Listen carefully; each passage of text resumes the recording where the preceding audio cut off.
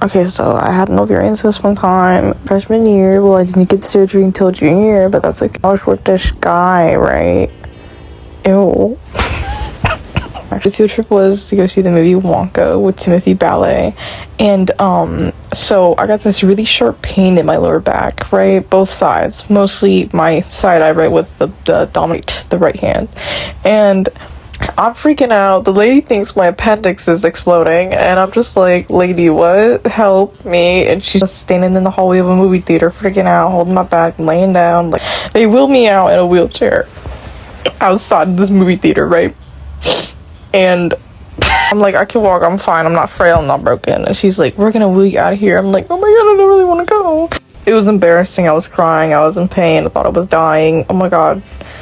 Anyway, I waited like 2.5 years to actually do something about it. It didn't increase in size, but it didn't go away. It was 5 something centimeters. I don't know. I don't do math. I don't do it. I don't. And so we get the surgery happening, right? What you got? A billion could have never bought. On my drag path. So the worst part of this, actually, if you're ever gonna have this happen to you, so first of all, I was scared. Had a whole bunch of ultrasounds. They shaved my stomach hair off, and I was quite sad because I had a happy trope going on, but you know, screw me being trans, blah blah. And so basically, so that wasn't actually an issue. They don't really care. They called me a baby in there. They thought she was like, oh, you're just a baby, you're so sweet, because you know I'm young and youthful, and I don't age. Anyway, the worst part of this all is not going to be the surgery. It's not going to be when you get out of the surgery. It's not going to be before the surgery. It's going to be when you have to sleep after the surgery. Let me tell you, when I thought about your core, I did not think, oh, you use your back and your chest and your stomach for everything. You do. You really do. Because as soon as you lay down, you're going to feel like you are cut in half, and you feel like your back is literally like molded in a certain way, as if you're made out of clay or something, and just it's terrible. I had like 4 pockets. So I have 4 pockets of me that are healing, and the scars are still there. I got one just above my belly button, so it kind of looks like a piercing.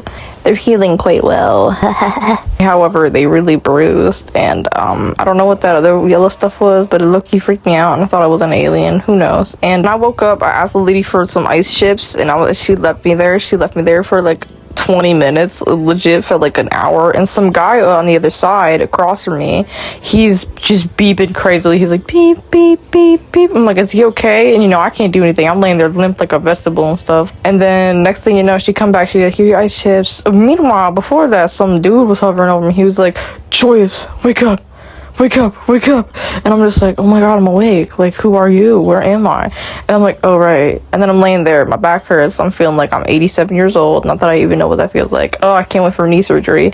And she brings me my ice chips, right? Yeah, she wheels me out of there. We go somewhere else. I have to get up and get dressed because it took, which by the way, before that, you're gonna have to wipe your stomach down with like 6 wipes. So you're gonna have like 2 wipes on your stomach, 2 wipes on your thigh, and two wipes. I forgot where else. I forgot. I'm not sure. Anyway, that took a while because I was in the bathroom, and I was like low-key nervous, so I was low-key trying to take as long as I could, which is the dumbest thing ever. Which, by the way, I woke up at like 5 a.m. for this, and you have to wash your body with soap before you do it, like Dial. Anyway, we go back to my homeroom. It wasn't even a room. It was just a little area with a curtain covering it, and it was so loud. It was creepy. Before all that, you had to get your blood drawn first, and I did that. I legit almost fainted, went back to the bathroom, but literally almost like puked my guts out. My mom was like, are you okay? And I was like, no, I'm not.